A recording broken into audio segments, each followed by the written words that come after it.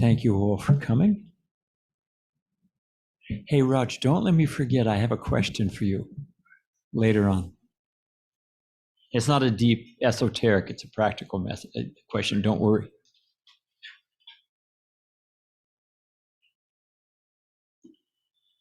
So I just put this together this morning, and I thought,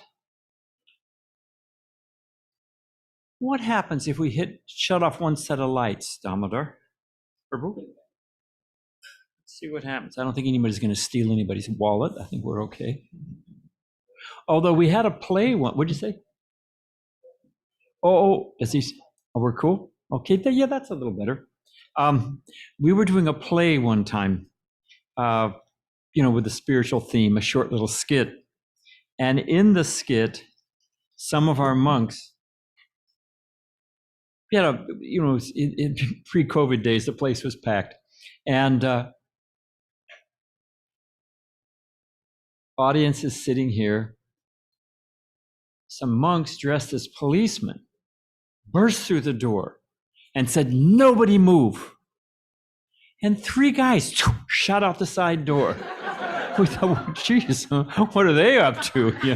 There's somebody with a guilty conscience. So, but I think we got a pretty safe audience here. You don't have to worry about it. Now, what am I missing? Okay, so I'm going to say go, and you're going to go. All right. So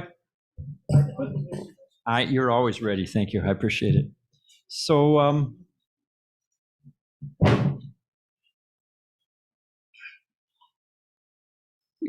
the foundation, like the Rosetta Stone, that helped open up the hieroglyphics, or the foundational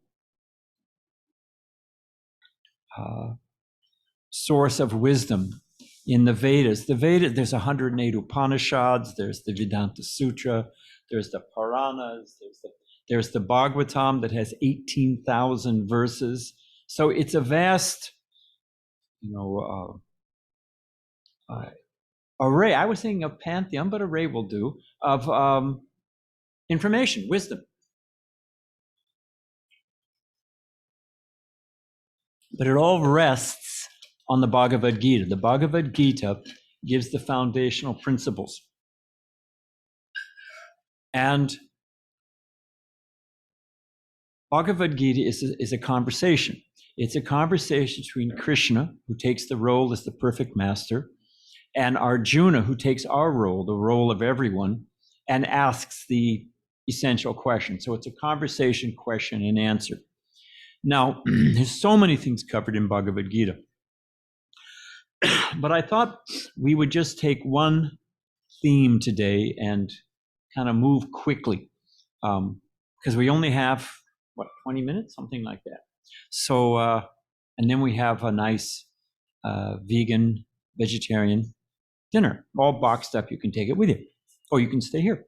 So Bhagavad Gita and Bhakti Yoga. We are practicing Bhakti Yoga, but what does that all mean? I've heard of so many yogas. Somebody sent me an article yesterday. It was yoga for golf. So there's all different idea. What is yoga and what does it mean and all that? So we're going to skim along here for 20 minutes and talk a little bit about yoga. Because the thing is,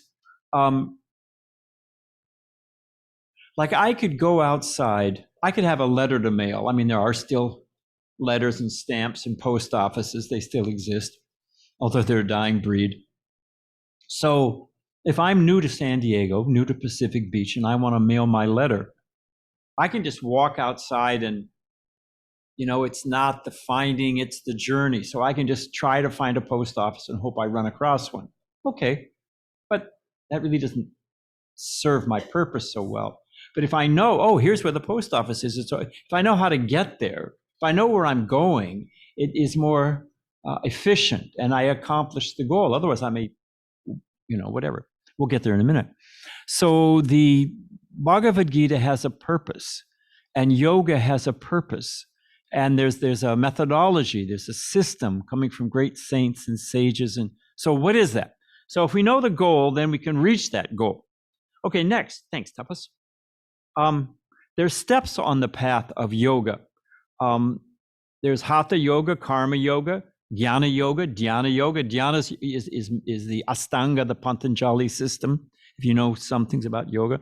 And it culminates, just like you walk up these steps, well, there's an arrival, there's a platform, there's a destination.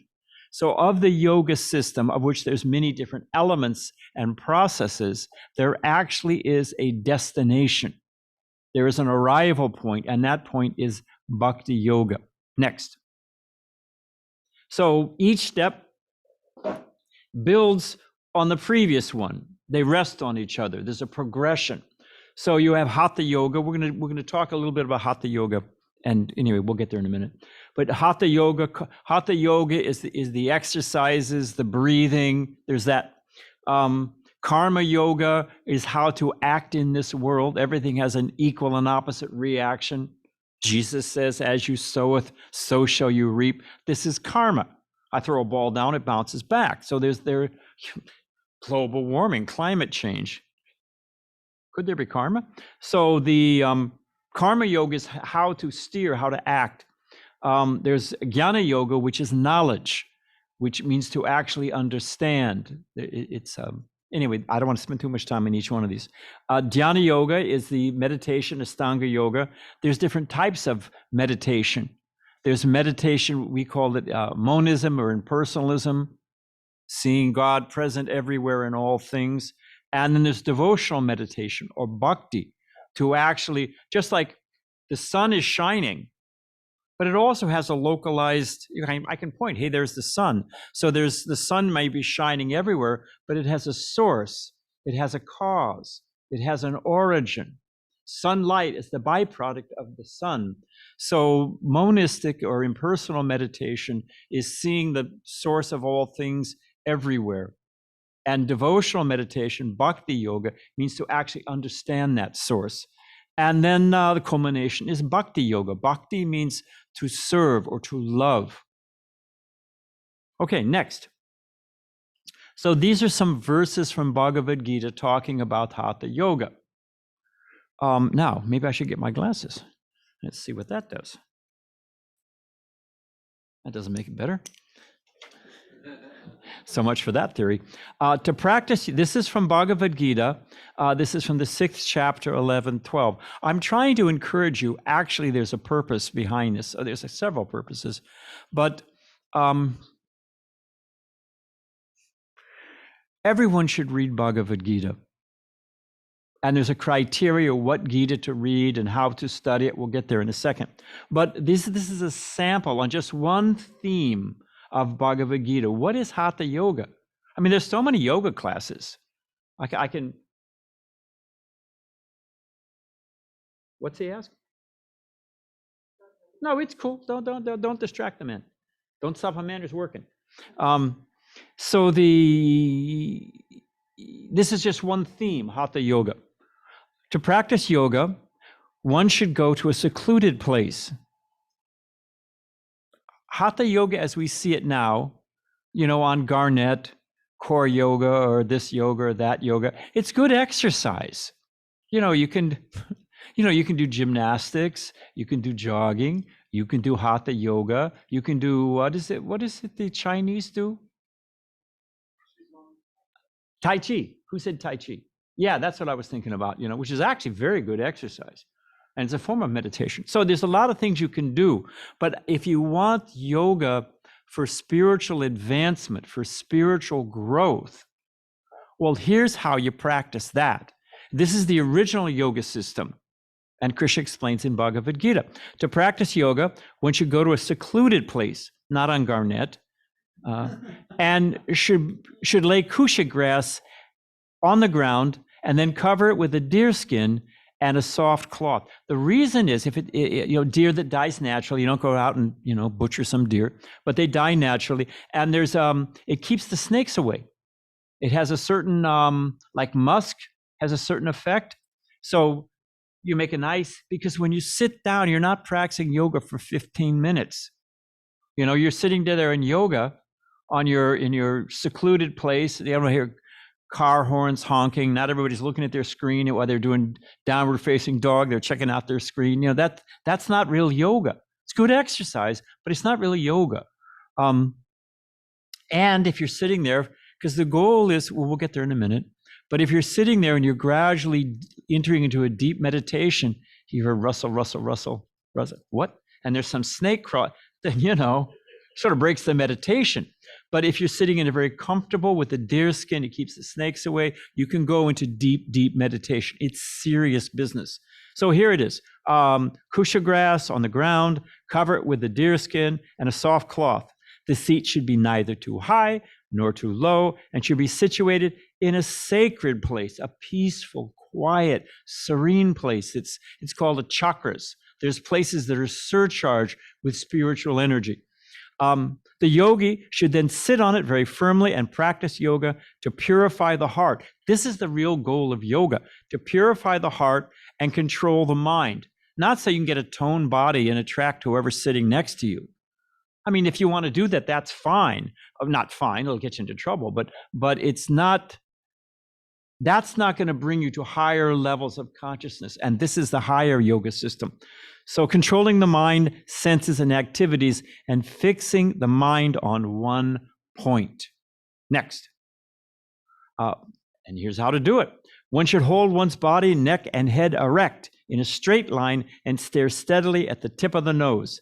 Thus, with an unagitated, subdued mind, devoid of fear, completely free from sex life, not that you're checking out the person next to you, one should meditate upon me, meaning the Supreme Lord, who's in everyone's heart, as the higher consciousness giving guidance, and make me the ultimate goal of life. That's serious yoga. Next.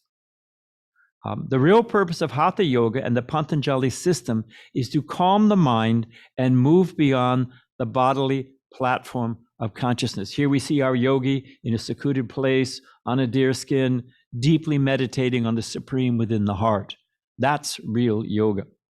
Okay, next. You need clear water to find your keys. If you ever drop your keys, I don't know, happened to me one time. Anyway, it's a long story. But if you drop your keys and the water is, and you're digging around and looking for them, you make the water muddier, you're not going to find your keys. You got to wait till the water settles and the water gets clean and clear. Then you can easily see your keys. So if our mind is agitated, garbage in, garbage out, how are we going to see clearly? We'll get more into that in a second. So next. Oh, you need a second. All righty. Do we have a glitch? East meets west and never the twain will meet? In the Vedas, there's a name for all these devices, using device as a noun. And they're called Harsha Shoka. It's called Yantra Veda. Yantra means machine. It's the study of all these different types. All different types of machines are there, even flying an airplane. But so Yantra Veda, it's called Harsha Shoka. Harsha means sadness. Shoka means happiness. So it's equal happiness and distress. These things give some benefit and they give some distress. Are we ready to roll now, Tapas? Can we? You only asked for one.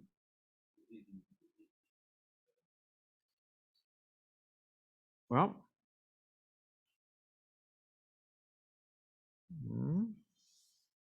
what happened, Tapas? You ready? Okay, so let's go to the next. Thank you. What is that self that we're meditating on? We're not the body, we're not the mind or the ego, but the eternal self. If you see this, there's different, just like you can have I've got this on. I've got a sweater and I've got a shirt and I've got a t-shirt. And then I'm underneath it all bundled up nice and warm. So there's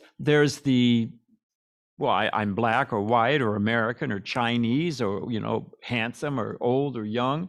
So that's the body. But then, we'll get there in a second. Next. I think we'll get there. Krishna's, this is again from the Gita, just to give you a taste. This is only one theme of the multiple themes in Bhagavad Gita.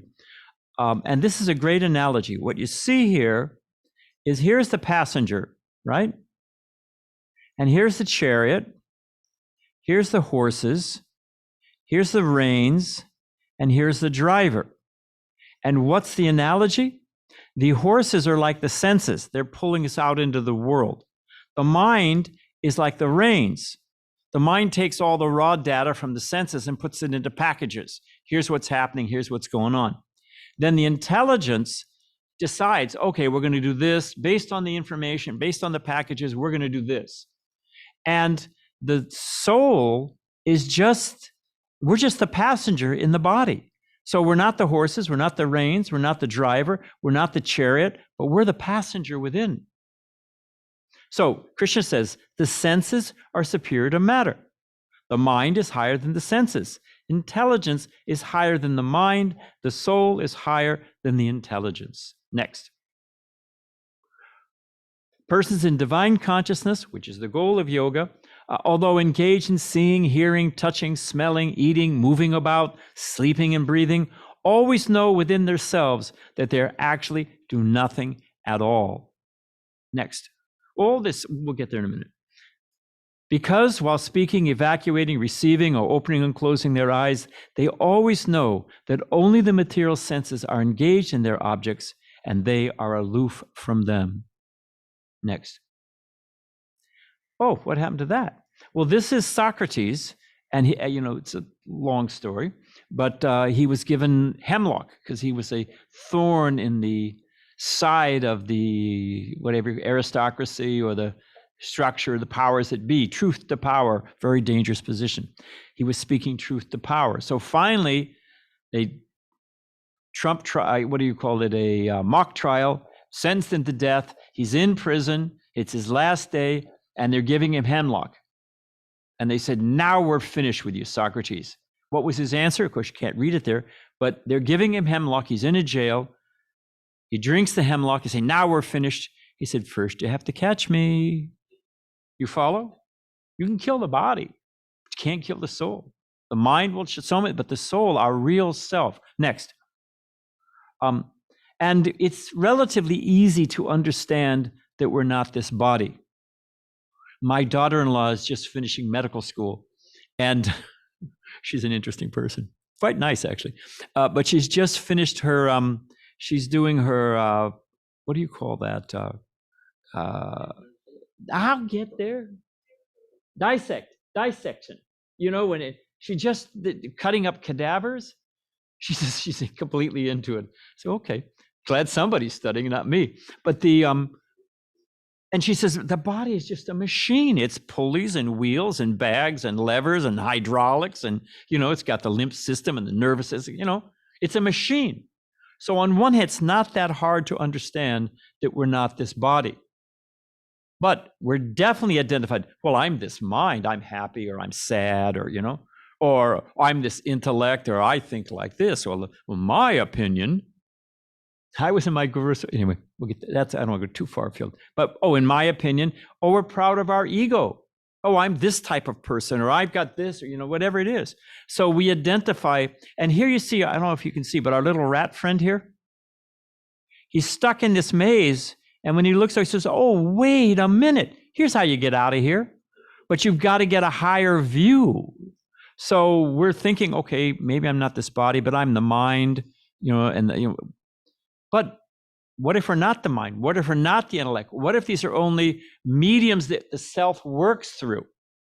So, and then all hits a maze. But if you're up above looking down, then you can see which way to go. But if you're caught in it, you can only see, whatever it is. Next. So again from Gita, as a lamp in a windless place does not waver, so the transcendentalists whose minds are controlled remain always steady in their meditation on the transcendent self. They're not looking at their screen. They're not looking at the girl next to them or the man next to them, or they're not looking at how many pounds they've lost. That's not meditation. And what are they going to do afterwards? Okay, next. Now, mantras, we were chanting. There's different ways that one chants. One can chant quietly to himself. We'll get into that in a second. But mantras are the Vedic science to settle, expand, and deliver the mind. Man means mind, and tra, it's a Sanskrit word, two words. Man means mind. It's where mental comes from. They settle the mind, expand the mind. They serve as, we'll get there. I keep saying that. Mantra meditation helps us see our true self. It helps, maybe if you know anything about yoga, you've heard the term Samadhi. And Samadhi is to pull the example the Gita gives. I couldn't give all of them, there's enough time. But like a tortoise pulls in its limbs, within its shell. So the yogi knows how to detach from all the cacophony of stimulus and go deep within the self. So mantras help that. Mantras are a means for doing that. They do other things as well. We'll get there in a minute. Next. Now the thing is, here's another function of a mantra. The radio station's sending out the signal. It's going out all the time. Okay, strong signal, but what else do I need to pick up that radio message? Just already, right now, flying through this room, Amazon's flying through. If you don't worry, if you got a shop, check it out, right here. Everything's available on that cornucopia of truth, the Amazon. Football games, sports games, whatever. It's all flying through this room. We're not experiencing it right now. Why? Why don't we experience it right now? If we want to experience, what do we need to do? Got to have the right device, right? But it's not enough, just like with the radio. You got the signals going out, you've got the radio. But what do you need to do? What's that little, not the volume knob, but what's the other knob on the side of a radio? Anybody still use a radio? Yeah, man, you got to tune it in. And you get all the static out, and then you get a clear signal. So mantra meditation, as we were practicing here, there's other forms of mantra meditation. They are the science for tuning in to ourself and to the absolute cause of all causes, the source of all things, we have to clear and tune our consciousness. That's what yoga really does. That's the real purpose. Next. Clear cluttered consciousness. If our consciousness is full of complete agitation, then how will we think clearly? Just like the old saying, garbage in, garbage out. And there's something called, alum? You say it just right. You should be one of those voices in the dictionary. You got it down, man. I appreciate it. But it's the truth. You can Google it when you go home. You can take muddy, campers use it, isn't it? If you don't have, they used to use it in the army. If you don't have pure water, if it's all, you don't have a way to strain it, you can put. No, I was going to ask you to say it again. Alum. You can put alum in it, and the sediment will settle, and you'll have the top portion will be clean water. So similarly, mantras, all that junk settles. Sometimes when people, now I don't go too far afield. Next, because I don't want to run out of time here, which I almost have. Which is a match going to spark? Is it going to light on dry grass, or is it going to light on wet grass? It's dry grass. So similarly, my point is we have to prepare our consciousness. If we want to actually, spiritual life is serious business, and it's a science, and it's actually profoundly logical. Next. You see a farmer in the field. This is a rice farmer. You ever had the good fortune to see that happening? They're doing two things. Sure, they're planting the seeds, water, fertilizer. Okay, fine. But in that field, this farmer's doing two things. Anyone? One is putting the shoots in the ground, the little rice plants. But what's the other thing? Who said that? What'd you say? Hey, way to go. Does it say it there? Wait a minute. So that's kind of an open book test, isn't it? Sorry about that. Well, it shows you're watching at least. Yeah. So if we think about it, and if you don't pull out the weeds, they'll choke out the plants. I'm a gardener. I tell you, the weeds are much hardier and enthusiastic than the plants, generally speaking. We have in our heart, from lifetimes of conditioning, lust, greed, anger, envy, fear, so many things. And in addition to meditating, detaching from the cacophony of outside noise and static and all this stuff, and meditating on the self and the supreme self in the heart, we've got to also work on pulling out the weeds, pulling out the, lust, greed, anger, envy. So that's serious yoga. Next, that's described in the Gita. Now, I was saying this is called bhajan. The devotees were chanting with a harmonium and like that, But there's also japa meditation, chanting on beads. And I don't know if it says it there. Yeah, there it is. Japa meditation daily. After all, we bathe and eat daily. Suppose you didn't brush your teeth daily. I mean, I wouldn't want to sit next to you. So, and in due course, you'll be a toothless idiot. So, we bathe, we brush our teeth, we maintain the body. What about cleansing the mind? And what about cleansing the mind, the ego and the intelligence? That's what mantra meditation, the right type of mantra. We'll get there in a minute. Why don't we nourish ourselves daily? And the mantra meditation is alone. We can chant. This is japa meditation, chanting on beads and saying the Hare Krishna mantra or any name of God will do. There are different types of mantras. But every serious spiritual practice, Catholic monks, Christian monks, they chant on rosary. In Islam, in Muslim, they're chanting on beads. Jewish, they're chanting on. Buddhists definitely chant on beads. Because I was talking about Samadhi, which means to fix the mind on one point. When you're chanting with a mantra on beads, the touch is engaged, the tongue is engaged, the ear is engaged, the mind is engaged. If you have a nice picture of Krishna, you're looking, all the senses become fixed. Like a tortoise, as I was saying, they're drawn away from all the externals and they're focused on one thing. So this is another type of meditation, mantra meditation. Next, I was saying dealing with the mind. We're just going to take a second here. We can go a little over time, but that's okay. Because why does it matter? The mind. What is he talking about? So I think, therefore I am. Our mind is our best of friends and can also be our worst of enemies. Next. There's the old joke. Anyone know where the 2-ton gorilla sits at a party?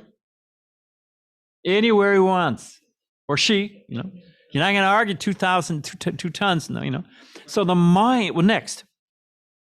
I don't know why this text is messed up. One must deliver oneself. This is again from the Gita. One must deliver oneself with the help of one's mind and not degrade oneself. The mind is the friend of the conditioned soul, that's us, and the enemy as well. And the example given is fire. Fire can cook your dinner, it can warm your house, it can illuminate, and it can burn your house down. So it depends on how, anyway, it depends on how it's used. So the mind, it's not yet, well, next, maybe we get there. Here's some examples of what's rattling around in the mind when it's our enemy. Guilt, shame, doubt, you got so many things just rattling around your mind. Well, why did he say that? And what did he really mean? And he doesn't understand. It's going round and around and around in the brain. And we waste so much time. What if you could just hit the delete button on that loop? So that's one of the purposes of meditation. Next. Uncontrolled mind creates stress, anxiety, fear. This is not our natural state. Although we think it's the default mode of life, but it's not. The soul by nature is described in the Vedas as Sat Chit Ananda. Sat Chit Ananda means eternal, Sanskrit words, means eternal, full of knowledge, and full of happiness. That's actually our default mode. So how to get there? That's what mantra meditation is about. Next.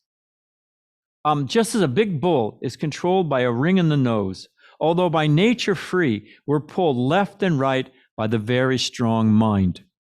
And I've seen this. You got any rural place, developing world. I mean, this bull, anyway, it goes anywhere it wants, like that 2-ton gorilla. But I guess the septum is very, whatever it is very sensitive.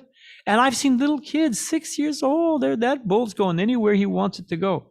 So although we are free from all of these things, because we're identifying with the mind, because we don't know how to break that chain, we are just pulled left and right. Next. Krishna says in the Gita, as a strong wind sweeps away a boat on the water, even one of the roaming senses on which the mind focuses can carry away a person's intelligence. Next. As a lamp, this is the other side of the coin, as a lamp in a windless place does not waver, so the transcendentalist, whose mind is controlled, remains always steady in meditation on the transcendent self, as they've broken that loop. Next. And what is the beginning of that knowledge? This is my spiritual master, the founder of the Hare Krishna movement, has a translation and commentary on Bhagavad Gita, which we just happen to have to my right. And he makes this point in one of the purports. I was reading one of the comments on the other day. I was reading, the beginning of knowledge, therefore, is humility. I mean, actually, who are we? We're not talking low self-esteem and all of that. We're eternal. We're full of knowledge. But, you know, are we really such a big deal? When you consider, you ever seen those pictures that it's got, you know, your house, and you can just scope out, and then you see the block, then you see the street, then you see the city, then you see the state. It just goes out, then you see planet Earth, and until you finally see that our whole universe is one speck in the Milky Way.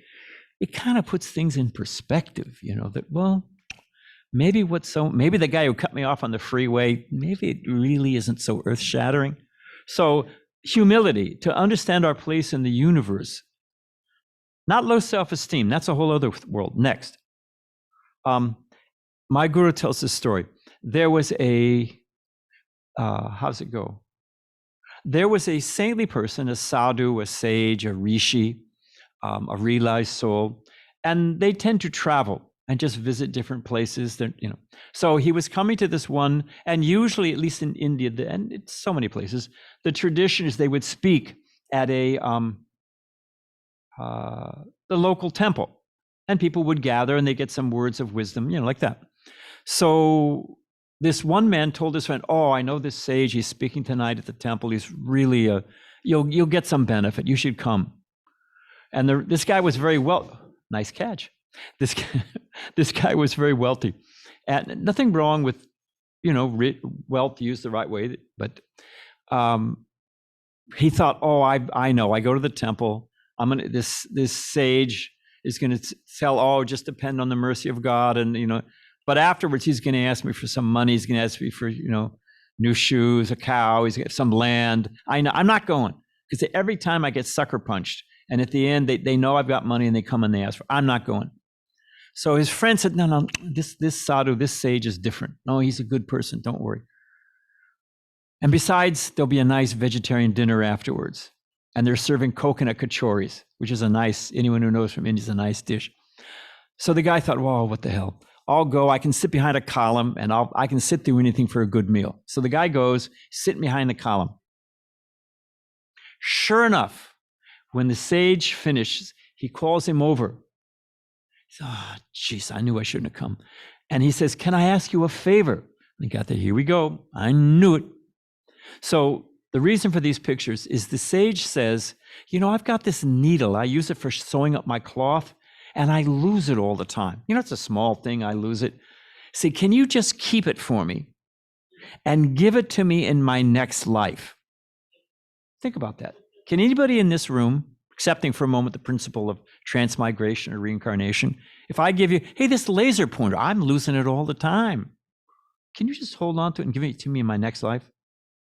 It's small. Just drop it in your pocket. What's the issue? You know, so the rich man was intelligent, and immediately he could understand, I'm so proud of my position and my land and my wealth and my aristocracy. I can't even take a pin into my next life. So what is it? So what are we so proud about? Lifestyles and the rich and famous. I was standing at the grocery store. I was on People magazine. You're standing right there. Couldn't avoid it. And it was all about somebody's gold toilet fixtures. And he was proud of it. He was standing in his bathroom. You know, all right, but you can't even take, what can you take to your next life? Next. And here's some benefits. Why practice serious meditation, mantra meditation? Why? Well, here's some benefits. We were talking about humility as the beginning of wisdom. And from Bhagavad Gita, it describes humility. Simple, adverse to fault finding, freedom from anger, renunciation, tranquility, freedom from covetousness, gentleness, modesty, forgiveness, freedom from envy, and the passion for honor. Sign me up. Sure would make a life a lot more peaceful. So that's why there's a fruit, there's a reason, there's a purpose. Next. Also the willingness to change and grow. If we become a little humble, how are we going to learn if we can't listen? We can't think, well, gee, you know, maybe there's a lot of time. Anyway, next, because of the time. This is something my spiritual master said. He was talking with someone, and the person was criticizing everybody, up one side and down the other.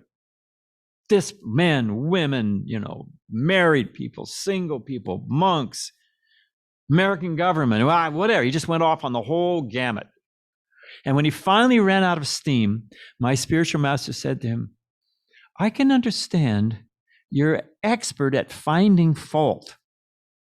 He said, I think if you study your own heart, you will find sufficient subject matter. I thought that was so cool, because you think about it, we're busy. I don't know about you, but I have an inclination. We're finding fault in this and that, and we're always, but if we study our own heart, why don't we work on that? What is it? Voltaire says, tend to your own garden. Let's do that first. That'll keep us busy. I know in my case, I got a lifetime's worth of work. Next. Let's move on because of the time. Just the opposite of humility, mundane pride. I looked up in Oxford. Arrogant or disdainful conduct, haughtiness, conceit, condescending, excessively high opinion of oneself. You see our guy here on the left, just sucking up the praise, just like a thirsty man. But really, that pride is like carrying a huge burden. It's like carrying a huge weight. If we could just get rid of it, how much happier we'd be. Next, and that's the fruit of meditation. So how much time do we actually have? Let's get serious about it. I mean, the average American, somebody sent me the figure, how much time we spend just waiting in the total of our life, the aggregate total of our time in life, how much time we spend waiting for the light to turn red. How much time do we spend standing in line, reading the back of the cereal box? How much time do we spend sleeping? How much time do we really spend on serious contemplation of the self and what's it all about? So this is the Hare Krishna mantra is called the Maha Mantra. Maha Mantra, Maha means great. Given that we only have we're not living for 10,000 years, as sometimes yogis can do by suspending their breath, believe it or not. We've got to focus. And the Maha Mantra is the great mantra for deliverance. Next. We're going to wrap up, but we only have a few more slides. But Bhakti Yoga, remember there was that staircase of the different types of yogas, and each builds on the other. There's a progression. Well, suppose this is the Empire State Building, in case you didn't recognize it. So suppose I want to get to the top of the Empire State Building. Now, I could take the staircase. Anyone know how many floors in the Empire State Building? 100 plus? Anyway. So, I mean, suppose you decide to take the stairs. I'm a man, I'm independent, I don't need help from anybody. Well, okay. I'll see you around the 30th floor. Let's see how you're feeling, If we don't have much time and we've got so many distractions, if we're honest, so many distractions, we don't have that much determination, and if I want to reach the highest goal in this life, then you can follow all the different yoga steps and or you can take the elevator. Now, I don't know about you. I'm 69 years old and got hit by a car. I'm taking the elevator. I'll see you I'll meet you up there, So this yoga, the Bhakti yoga process, which rests on mantra meditation, meditating on the self and on the supreme, is the jet, it's the elevator, and all the great saints and sages, all the different Vedic literature, they all recommend it. So that's why we're doing what we're doing. It's your choice, I'm just sharing with you. Next. You know the story about cutting the Gordian knot? Alexander the Great marching into India, he's coming through the Hindu Kush, the gap in the Himalayas as they say.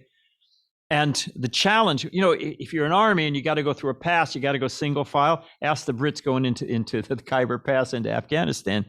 You can just cream an army because you're single file and you're up on whatever. You got the picture. So Alexander the Great with all his army was trapped. And the local king said, here's the challenge. If you can untie this knot, we'll let you through the pass. No problem. And if you fail, and then he showed the stack of other people who'd failed, dead bodies, skeletons of people who failed. You got to untie the knot. The Boy Scout Supremo. Here's an example. So anyone know what Alexander the Great did? Here's a big hint up there. Took his sword, and with one fell swoop, the whole thing unraveled. So Bhakti Yoga is the culmination of all the other yoga, of Jnana Yoga, Karma Yoga, Hatha Yoga. All the results are received in the most expeditious and satisfying way. Next. So, and here's a verse. This is, anyway, it's a long story. Cheto Darpana Marjanam is the Sanskrit. Pure chanting cleans the heart like the sun burning away the fog. It's called Krishna Surya. When the holy name rises in the courtyard of the heart, just like the sun, everything becomes clear, all the fog is burned away, and the sun is also antiseptic. So all of those impurities, by chanting the holy name, the Maha Mantra, the Hare Krishna mantra, all of that becomes cleansed from the heart. It's the most profound yoga practice. Next. And my spiritual master in the introduction to the Gita says, we work with our body, actually. We work not with our body, actually, but with our mind and intelligence. So if the intelligence and the mind are always engaged in the thought of the Supreme, then naturally the senses are fixed in Samadhi. So mantra meditation, meditating on the holy name, the Hare Krishna Maha Mantra, is that perfection of Samadhi, efficient and profound. Next. So 2 more slides. So this is what we're aiming. You see our little friend here? This is an old medieval woodblock print. And, you know, here's the terrestrial world. Here's what we're used to. Here's the everyday humdrum. Okay, been there, done that. Wait a minute. There's a whole other dimension, a whole other reality. So that's the purpose of yoga. It's not to, you know, get in the groove of this mundane world, but what's the higher truth? What's really going on out there? Next. And Bhagavad Gita, this is the operator's guide. Next. This is just one sample. We offer tech support. Take home a Bhagavad Gita. That's what we do. That's what monks are all about. My kitchen sink stuck up the other day. What did I do? Did I call a monk? No, I called a plumber. If we have a devotee plumber, that's another thing, you know. But, you know, you go to a doctor, you got a medical problem, whatever it is. There's specialists. So monks, that's what we do. We are specialists in the science of self-realization. So you take a Bhagavad Gita, you read it, you're going to have questions. If you don't have questions, the lights aren't on. Anybody, if you're smart, you got questions. So that's what monks are all about. And you can, when you go out here, we have so many programs we offer. We're online, whatever, you know. You can come, we have lunch. What do we have lunch? 1 o'clock? Stop by and have lunch with us. We have breakfast every morning, 9 o'clock. Come by and have breakfast. Ask a monk. We don't charge. Okay, next. So I think because of the time, we're going to forego questions because we're behind, we're over time, and you've been sitting very patiently. So what happened? We'll serve it out, and if you've got some questions, I'll sit here. You can ask me questions, or no worries. But I highly recommend this Bhagavad Gita sells for $10. If you don't have $10, you can have it for $5. If you don't have $5 and you'll actually read it, you can take it home with you for free. Can't beat that. Free home demonstration or your karma back guaranteed. Take it with you, you know. And I'll give you this. $10 only covers, I mean, it's full of color illustrations. It's got the original Sanskrit. I mean, you can't beat it. And the, what was I going to say? Oh, and take it home and read it. If you pay your $10, take it home and read it. $10 covers the cost of printing. Take it home and read it. And if it doesn't move you, if you don't think, gee, that was worthwhile, come back, give us the book back, and I'll give you your $10. Beat that offer. Okay, we'll end there. Thank you very much. But please thank you, Hare Krishna. But get a Bhagavad Gita and read it. And then we'll serve out the prasad. If they come and pick it up, what do we do? All righty. Oh, I feel much better.